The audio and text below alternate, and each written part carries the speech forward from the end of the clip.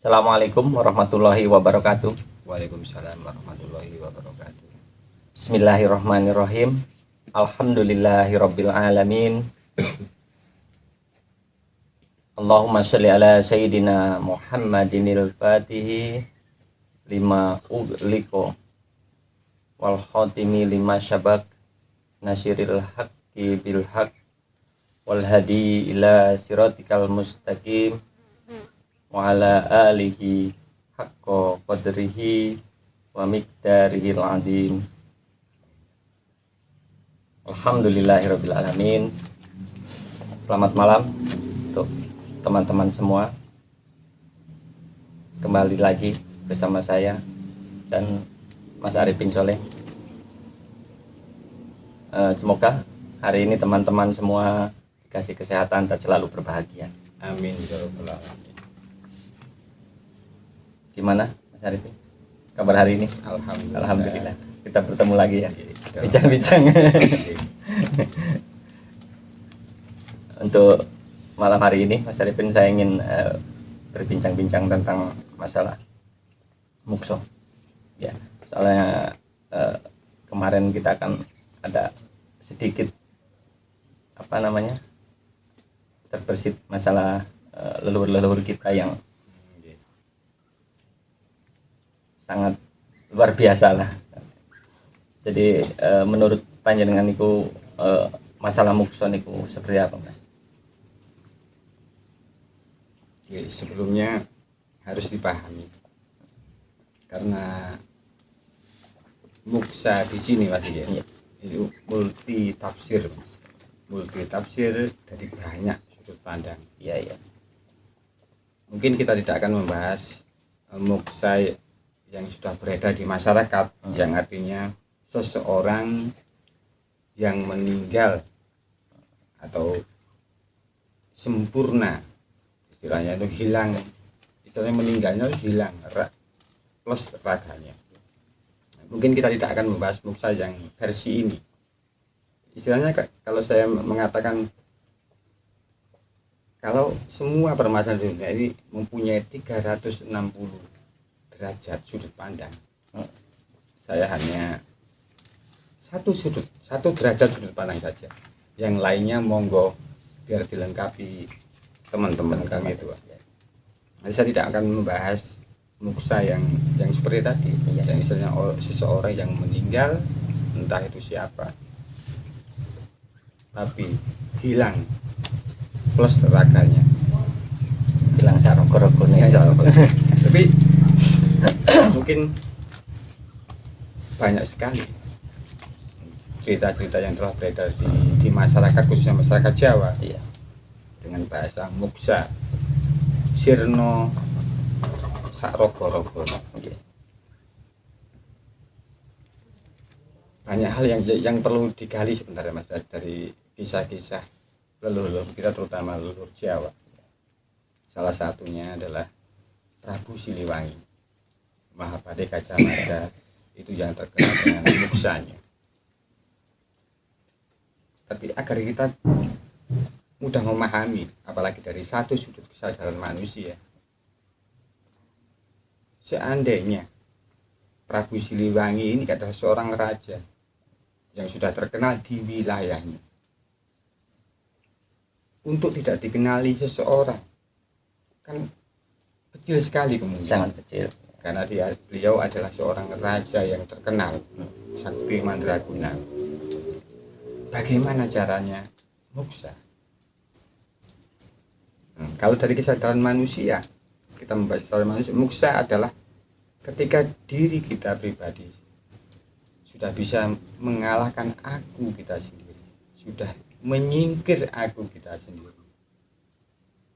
Yang misalnya, kalau Prabu Siliwangi masih bertempat di kerajaan Siliwangi, di kerajaan Pajajaran, pasti akan mudah dikenali orang. Tapi seandainya Prabu Siliwangi ini hijrah ke daerah lain atau di daerah Majapahit sini, kemungkinan tidak akan dikenali orang kalau tidak ada orang yang membongkar. Nah, dengan analogi seperti ini saya ingin mengatakan bahwa muksa dari sudut kesadaran manusia adalah ketika kita menanggalkan keakuan kita, pribadi kita yang sudah terlanjur dikenal orang, tapi kita berpindah. Jadi inti yang ingin saya katakan adalah muksa di sini adalah hijrahnya diri kita dari tempat yang kita tinggali ke tempat asing yang tidak dikenali, sehingga kita kenapa kita perlu hijrah ke tempat lain, agar kita bisa menyatu dengan masyarakat luas, agar kita terbebas dari strata. Misalnya saya seorang bangsawan, kalau saya masih tinggal di wilayah kerajaan saya, pasti saya mudah dikenali, otomatis. Tapi kalau saya pindah ke wilayah lain, mungkin kan nggak dikenali, agar bisa berbaur lah istilahnya gitu. Jadi secara yang sampai jelaskan itu, jadi muksa dalam artian ini selama kita masih hidup lah Mas ya. Nggih. Selama kita masih hidup.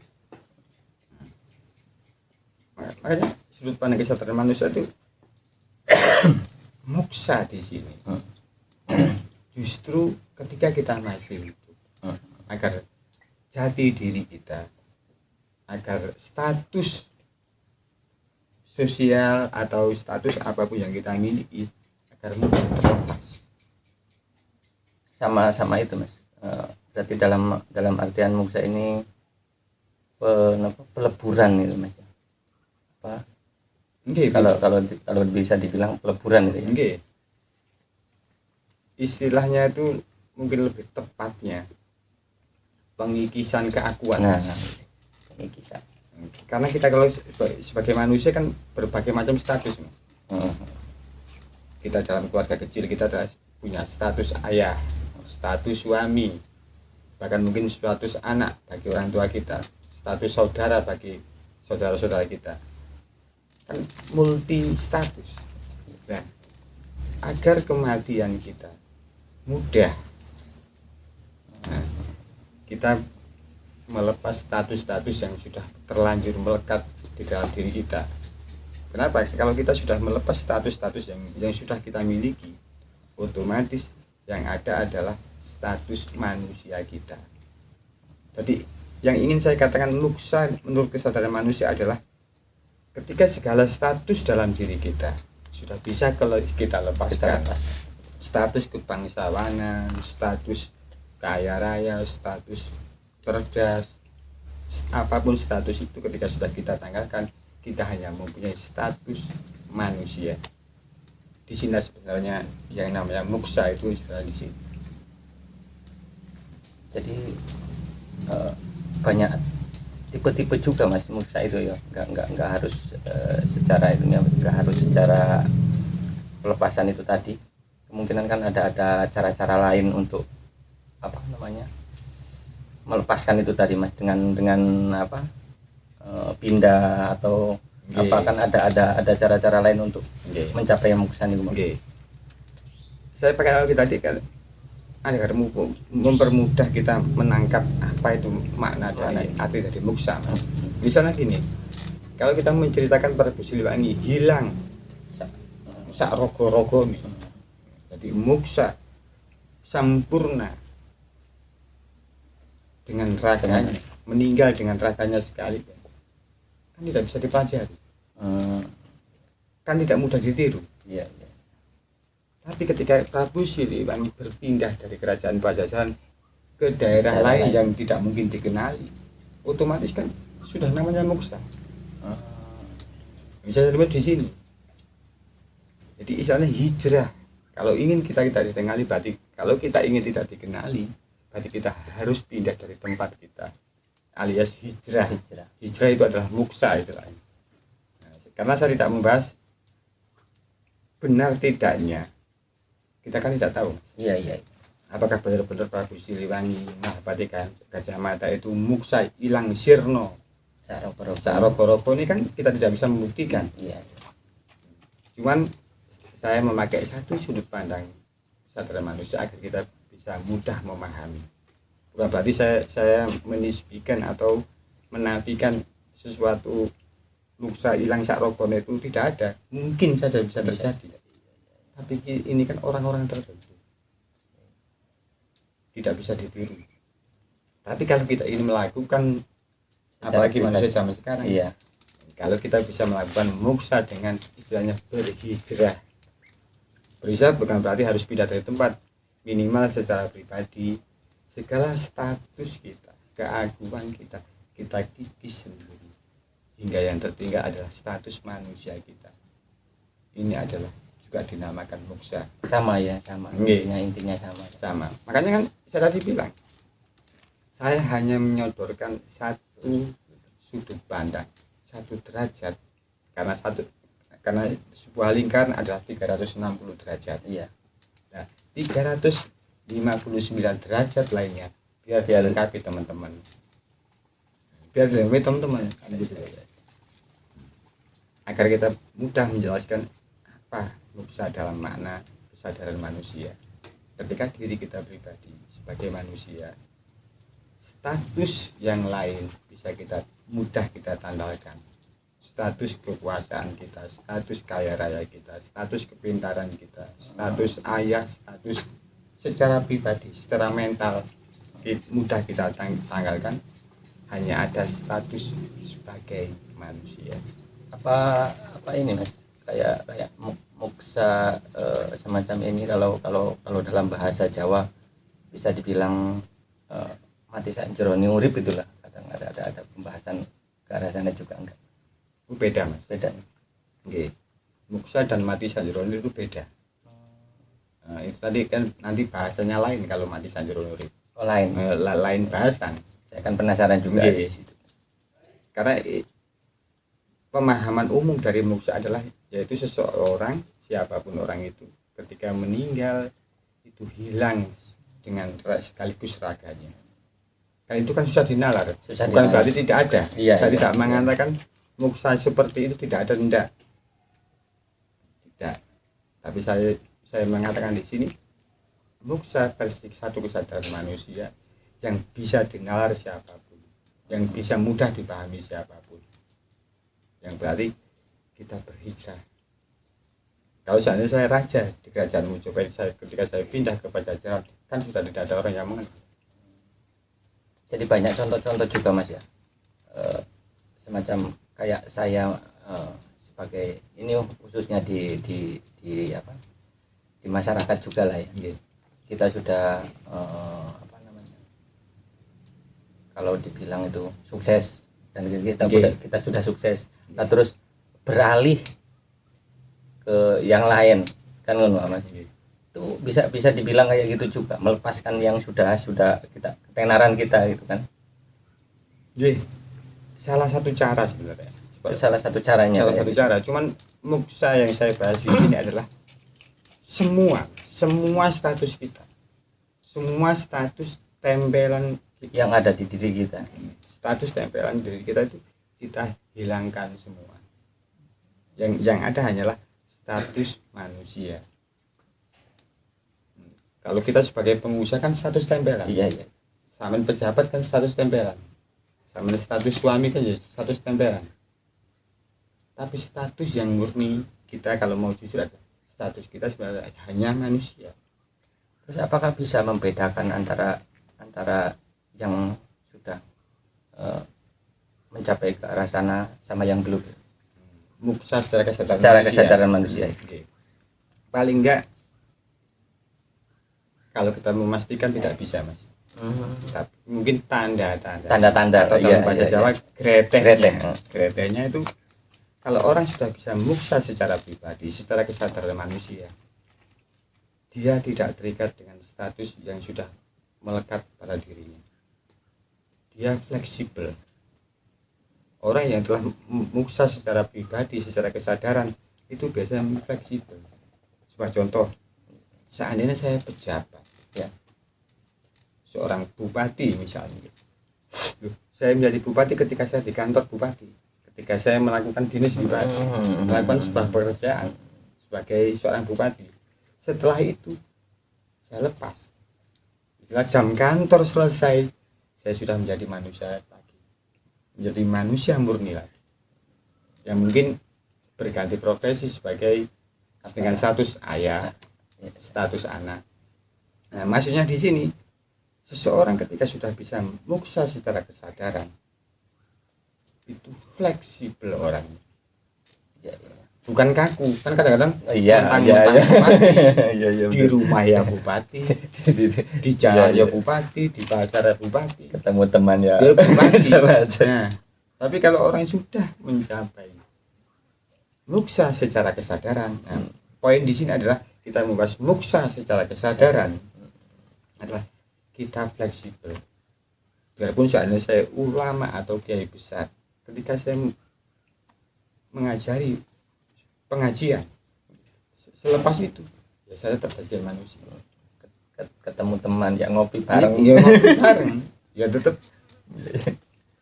berkumpul dengan Iya, anak iya. istri, teman. Sefleksibel itu sebenarnya. Jadi kita tidak terjebak atau terikat dengan status-status selain status murni kita sebagai manusia. Karena kalau kita benar-benar membahas muksa yang beredar di masyarakat,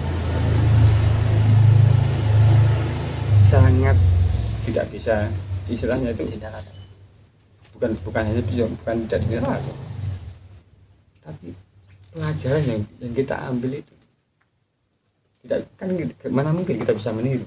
Iya, soalnya kan udah beda zaman ya. Nggih. Kalau bahasanya. Kan beda zaman, terus bagaimana caranya? Tapi kalau kita mengetahui kesadaran mukso secara manusia, kesadaran mukso dengan kesadaran manusia, kan setiap orang bisa melakukan. Jadi kita tidak mudah terjebak dengan segala status yang semu istilahnya. Iya, Karena iya. apa? Kalau saya sebagai bupati, kan ada masa jabatan. Segala bentuk status di luar status kemanusiaan kita pasti terbatas. Hanya status kemanusiaan kita yang tak terbatas. Jadi untuk memudahkan kita, kalau bahasanya untuk memudahkan kita ke penghujung hayat kita lah intinya Mas ya. Nah, istilahnya kan muksa dalam kesadaran manusia ini untuk mempermudah diri kita. Seandainya sudah Kita waktunya kita dipanggil. berpulang ke hadirat Tuhan, kita tidak terjerat dengan berbagai macam status yang menjerat diri kita. Nah, misal sebagai contoh sederhana gini, biarpun saya seorang bupati, tapi yang jadi bupati adalah manusia. Biarpun saya adalah seorang suami, yang menjadi suami Tetap adalah manusia. Biarpun saya sebagai pedagang, yang menjadi pedagang adalah manusia.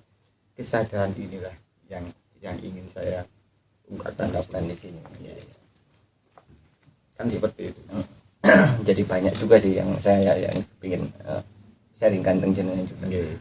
Masalah muksa ini. Soalnya kan ada bahasan juga kalau muksa itu kan apa namanya? Yang Mas bilang dari awal kan. Iya. Terus ini kan bisa di untuk semua orang lah intinya kan gitu Mas. Bisa dipelajari kan, bisa dipelajari untuk semua orang.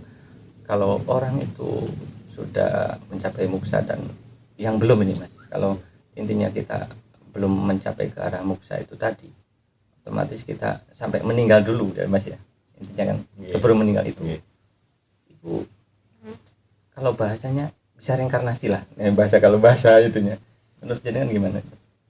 Nah, Atau diteruskan sama kayak ini. Kalau Samin sudah membahas reinkarnasi, kan ini kan berbagai multidimensi juga. Multidimensi keyakinan, multidimensi pemahaman. Karena bahasa reinkarnasi ini istilahnya itu sangat sensitif. Terus tidak setiap, kalau bahasa agama, tidak setiap agama mempercayai Hal-hal sih reinkarnasi. Cuman sederhananya setiap manusia, saya ambil dari satu kesadaran manusia. Kalau kita adalah keturunan dari Adam, otomatis kan reinkarnasi dari Adam. Iya. Dalam artian di sini adalah ilmu DNA. Iya, Setiap Mas. manusia mempunyai DNA dari Adam. Jadi saya tidak membahas reinkarnasi dalam versi apapun, versi kepercayaan atau agama apapun, tapi versi ilmiahnya reinkarnasi adalah warisan DNA yang diwarisi dari manusia pertama sampai kita. Otomatis kan DNA-nya kan, kalau kita DNA manusia pasti kan mengalir DNA manusia. Kan di situ. Jadi saya tidak akan membahas reinkarnasi dalam versi lain, versi kepercayaan atau versi agama, karena nanti banyak pro kontra di situ. Soalnya kan kalau masalah apa namanya mukso itu kan saya juga terikatkan apa semacam itu loh mas, kayak perjalanan hidup kan, perjalanan hidup kita kan gitu kan. Otomatis kita kan kalau belum sampai ke arah yang seperti itu, otomatis kan ada yang meneruskan kan gitu kan perjalanan hidup itu. Oke. Makanya sebenarnya kalau bahasa lain dari moksa itu adalah ketika kita sudah menyempurnakan tugas-tugas hidup kita. Nah, iya makanya di situ kan Kalau kita ngomongin satu kesadaran manusia, kan disclaimer yang saya ucapkan dari tadi dan di awal pembicaraan adalah saya tidak membahas moksa dalam sudut pandang lain, tapi satu sudut pandang kesadaran manusia yang lainnya monggo dilengkapi. Jadi bukan untuk dibandingkan atau dibenturkan. Iya. Karena kita membahas kesadaran manusia. Soalnya kan saya juga pernah dengar juga lah kan. Jadi untuk melengkapi juga kayak saya kan supaya tambah jelas lah kan. Masalah kan nanti ada moksa versi ajaran, versi menurut keyakinan, versi menurut sebuah agama, itu kan beda-beda. Jadi banyak kita membahas yang universal saja, yang bisa dicontoh semua orang. Jadi istilahnya moksa adalah hijrah, kan mudah. Hijrah dalam segala hal, bukan berarti hijrah kita pindah tempat saja. Hijrah secara multidimensi kemanusiaan kita. Dari yang terjebak dengan status yang kita terlanjur kita miliki, tapi kita mulai melepaskan itu semua. Soalnya banyak sekali juga mas, kayak hal-hal semacam itu. Kadang justru yang paling sulit itu kan. Makanya dalam kesadaran manusia, sudut pandang kesadaran manusia, moksa adalah ketika kita sudah menyadari bahwa semua status selain manusia adalah tidak ada. Itu adalah moksa. Ketika aku yang semu sudah berhasil kita tanggalkan, tinggal aku yang sejati. Misalkan gitu, aku yang itulah moksa. Jadi saya tidak membahas moksa meninggal atau mati dalam keadaan sempurna. Hilang bersama raga. Saya tidak akan membahas itu. Oke mas. Jadi lebih paham lah buat saya juga. Jadi mudah-mudahan bisa bermanfaat juga buat saudara-saudara kita di luar. Jadi untuk ngobrol-ngobrol kita, bincang-bincang kita hari ini kemungkinan cukup sampai di sini. Poinnya moksa ini kalau bahasa gampangnya pelepasan lah intinya. melepaskan semua keakuan. Jadi intinya seperti itu. Jadi cukup sampai di sini dulu. Saya akhiri. Assalamualaikum warahmatullahi wabarakatuh. Waalaikumsalam warahmatullahi wabarakatuh.